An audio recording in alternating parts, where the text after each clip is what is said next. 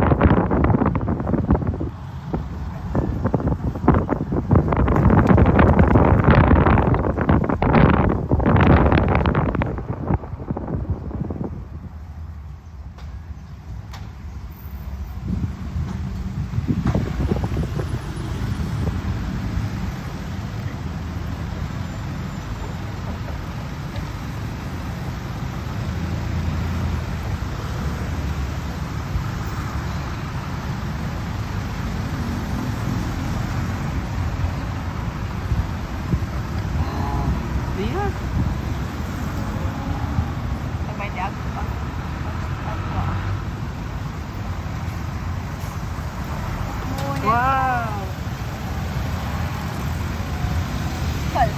Parang Pangasinan. Hi, hello. So this is a new place for me. This is my first time in Ubon, Ratchathani. How about you, Kim? Of course. It's really province, ano? Yeah. But still holy. Yeah, ganda ng probinsya nila, ah. Parang umuwi na din ako sa Pilipinas.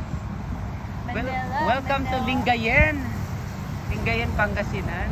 Wala lang ako, Dagupan City. Wala lang akong nakikita ng ano, Jollibee ganyan, pero parang ganun ang vibe.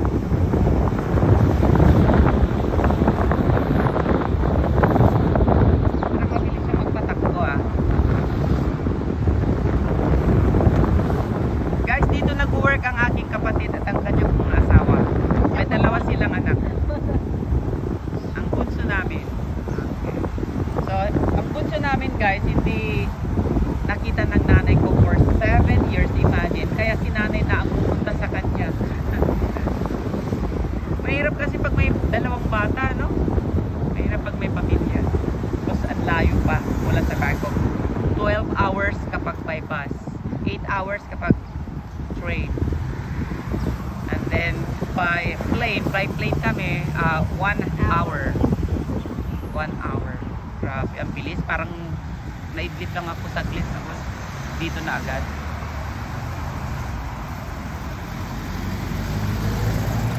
So yan, no, papalapit na tayo sa village, barrio, ganyan, no. Ang sarap ng ano, magpa-araw. So tingnan nyo yung mga bahay, oh, very very old.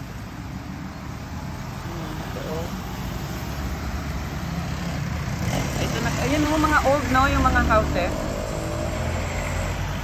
May mga fortune din silang halaman. Ayan, oh, yung tingnan mo yung iskinita, parang Pilipinas na Pilipinas. Welcome, truly Asia siya. Mas masarap mabuhay dito sa probinsya. Oh, di ba guys? Parang nakauwi na rin ako sa Pilipinas. Sabi niya? Ubon Ratchathani International Airport. So malapit daw yung bahay ng sister ko sa airport. Okay. Dito na yata. Sige, ipapakita ko ang mag-i-stop ako sa pag-video kapag nakarating na tayo sa kanilang house.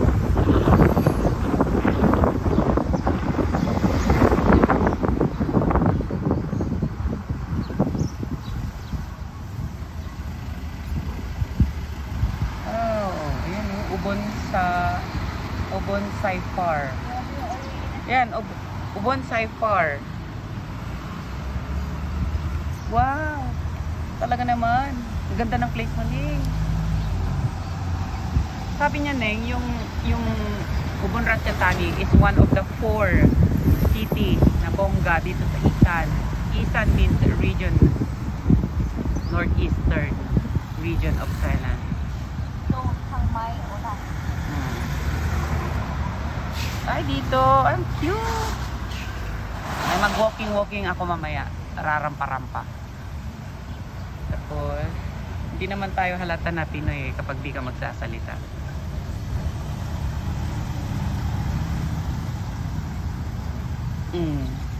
Parang ano din, Taroyet. Ganito din yung style. Ayan, mga baryo, oh, diba? Parang gusto kong mag-shift ng workplace. Kasi nagsawa na rin ako sa city, char. So, yung mga ganito lang, oh, simple. Ito yung pinaka-church nila. Wat ang tawag, temple. Kasi hindi sila Christian. Ay, ala, papasok. Oh. Grabe, ang nagmeta kita ko atan. Then, all throughout the year, gumagawa sila ng ganyan. Yung mga may symbolism yun eh. Parang, Likod lang ng tempo lang. ay parang dito na yata ang bahay nila. Parang dito ang bahay nila. Ay, bakit ang dami naman nilang motor? 4. Oo, dito na kasi na ano ko, ito yung bahay ng Sister Red. 4 ang motor nila, tig-isa kami. Yan. So, that's all for today, guys. Ibang part naman yung makikita nyo yung loob ng kanilang bahay. Thank you for watching this video. This is Christopher, your OFW Guro Thailand. So, ipapasok. Vlog naman na